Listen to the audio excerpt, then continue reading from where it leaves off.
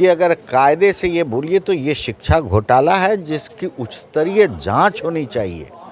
अब ये तो एक मानसिक असंतुलन खो चुके हैं सब लोग, आरजेडी के लोग। हाँ, बुरी तरह से।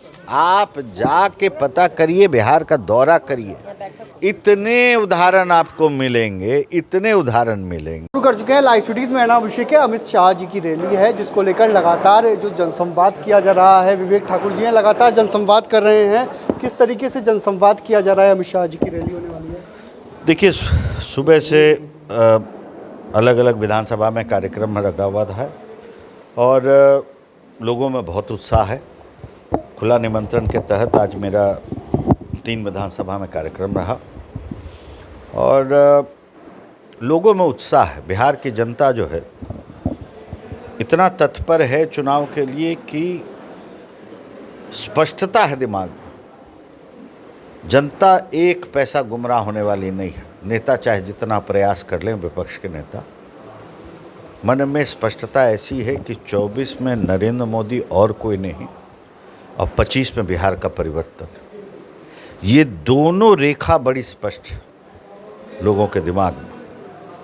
अब ये छटपटाहट जो है मानसिक रूप से असंतुलित कर चुका है विपक्ष को, जिसके चलते आप रोज़ अनाप शनाप उनके जो है बयान भी देखते होंगे और ऐसा आपको कृत्य भी देखने को मिल रहा है।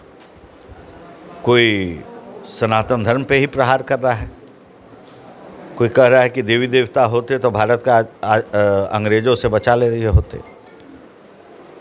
दुर्भाग्य से कांग्रेस पार्टी को बिहार के प्रथम मुख्यमंत्री बिहार केसरी का जब जयंती मना रहे थे तो मुख्य अतिथि भी कोई नहीं मिला, तो लालू जी को बनाए ले गए, वो भी ले गए, कोई बड़ी बात नहीं है।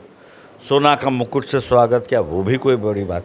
लेकिन पिछले 2 दिनों से मैं देख रहा हूँ कि उनकी तुलना लालू जी की अब हो रही है श्री बाबू से। तो मतलब इससे शर्मनाक आधुनिक बिहार के राजनीतिक परिवेश में ऐसा कुछ भी देखने को मिला ही नहीं। एक विकास पुरुष जो बिहार जैसे राज्य को प्रति व्यक्ति आय 4थे स्थान पे देश में रखा हुआ था और एक विकास का विनाशक, उसकी तुलना कर रहे हैं बाबू श्री कृष्ण सिंह से।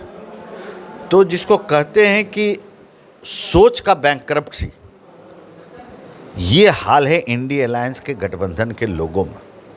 और क्या इंडिया अलायंस, मध्य प्रदेश में चुनाव तो हो ही रहा है, 90 सीटों में आप भी लड़ रहा है, समाजवादी पार्टी भी लड़ रही है, जनता दल यूनाइटेड भी लड़ रही है। तो समझ में इनको नहीं आ रहा है क्योंकि न नीति है और न नियत। और जनता बड़ा स्पष्ट, ध्येय क्या है? एक चीज़, भ्रष्टाचारियों का एकत्रीकरण कि मोदी को रोको। आज आप देख लिए सुप्रीम कोर्ट में क्या हुआ। दिल्ली के उप मुख्यमंत्री को बिल नहीं दिया सुप्रीम कोर्ट, सीधे कहा कि 350 करोड़ का तो लगभग प्रामाणिकता की ओर चला गया है, करप्शन। तो यही है हकीकत। भारत तैयार है पुनः फिर से एक बार। नीतीश तेजस्वी की सरकार कह रही है हम लोग रोजगार दे रहे हैं, बीपीएससी के थ्रू शिक्षकों की बहाली की गई है। आपको तो पता है कि किस तरह की बहाली हो रही है। 1 से 15 का फॉर्म जिसने भरा है वो 1 से 15 का रिजल्ट में सीधा है, जो शिक्षक का हुआ है बहाली। तो कटपेश चल रहा है। जिस तरह से जातीय जनगणना हुआ, 14 दिन के फिजिकल एक्सरसाइज, शारीरिक रूपेण 14-15 दिन का ये एक्सरसाइज हुआ। क्या बिहार का एक सर माथा गिनती हो गया? बिहार के जितने माथा बाहर गए हैं, चाहे पढ़ने गए हों चाहे काम के सिलसिले, उनका भी गिनती करना था, हो गया क्या?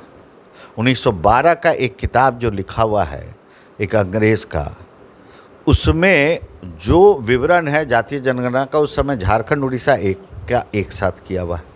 तब से अभी में 1% का फ़र्क है। आपको लगता है क्या? अब कहते हैं कि उसके हिसाब से हमको विकास की योजना बनाने में एक दिशा मिलेगी। क्या इतने दिनों के अध्ययन में ये निकला आपको कि किसका शैक्षणिक उत्थान या पतन किसका कितना हुआ, किसका सामाजिक उत्थान या पतन कितना हुआ, आर्थिक उत्थान या पतन कितना हुआ? क्या बात करेंगे? ये तो समाज में विध्वंस फैलाने की तैयारी में ये लोग लगे हुए हैं। और बिहार का जनता, नौजवान इतना सचेत है इस बार कि जान रहा है कि इस बार ये जो ट्रैप है, जिसको कैसे आप लोग मीडिया में एक लिखते हैं हनी ट्रैप, तो ये कोई इस तरह के ट्रैप में, लालू नीतीश के ट्रैप में फंसने वाला नहीं है।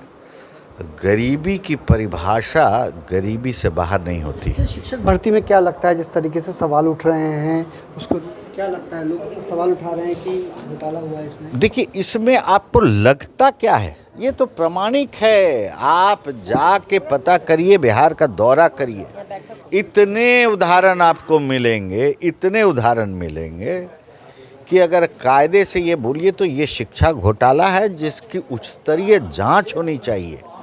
इसमें कोई संशय है क्या? सर्वे भी घोटाला है। 500 करोड़ बिहार के गरीब जनता के माथा पे मर दिया गया है। अंतिम निष्कर्ष है बहुत बड़ा शून्य है क्या?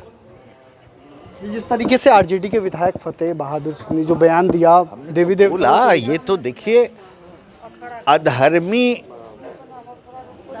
के बारे में क्या बोला जाए। उनके नेता लालू जी चारों तरफ भगवान के दरवाजा पे माथा पटकते रहते हैं। उनकी पार्टी कहती है कि उनके मंत्री पहले इससे जो थे वो जो है वो रामचरितमानस और रामायण पे ही प्रश्नवाचक चिन्ह खड़ा कर दिए। अब उनके विधायक कह रहे हैं कि भगवान, एक तरह से मानिए इनका कहना भगवान है ही नहीं, काल्पनिक है। तो अब क्या है कि देखिए 500 साल का संघर्ष, पहले क्या बोलते थे बीजेपी वाले, कहते हैं कि कसम राम की खाते हैं मंदिर वहीं बनाएंगे, तिथि नहीं बताएंगे। ये भी मोदी जी ने कर दिया। ये 500 साल का संघर्ष था। भव्य राम मंदिर, विशाल विराट राम मंदिर बन के तैयार है और 22 तारीख के लिए पूरे हिंदू समाज के लिए, विश्व के लिए पट खुलने जा रहा है। राम विराजमान है, जाइए राम का दर्शन करके आइए। अब ये तो एक तो मानसिक असंतुलन खो चुके हैं सब लोग, आरजेडी के लोग। हाँ, बुरी तरह से। आपने सुना कि क्या कुछ कहा। मुजफ्फरपुर पहुंचे हैं अमित शाह की रैली को लेकर। लगातार जो कार्यक्रम किए जा रहे हैं, आप तस्वीरों में देखिए, लोगों को जोड़ने का प्रयास किया जा रहा है। आप देखिए किस तरीके से लोगों को जोड़ने का प्रयास कर रहे हैं और जनसंवाद के माध्यम से जगह जगह आज कई विधानसभा क्षेत्रों में इन्होंने दौरा किया है। वहीं आरजेडी को लेकर साफ साफ कहा कि आरजेडी वाले अधर्मी हैं। लालू यादव पर भी निशाना साधा है, तंज कसा है। साथ ही साथ आपको बता दें कि इन्होंने कहा है कि बीपीएससी में शिक्षा घोटाला हुआ है और नौकरी जिस तरीके से दी गई है ये घोटाला है। सर्वे घोटाला भी हुआ है बिहार में, जातीय जनगणना के नाम पर घोटालेबाजी हुई है। तो मैं रियल लाइव सिटीज़ के साथ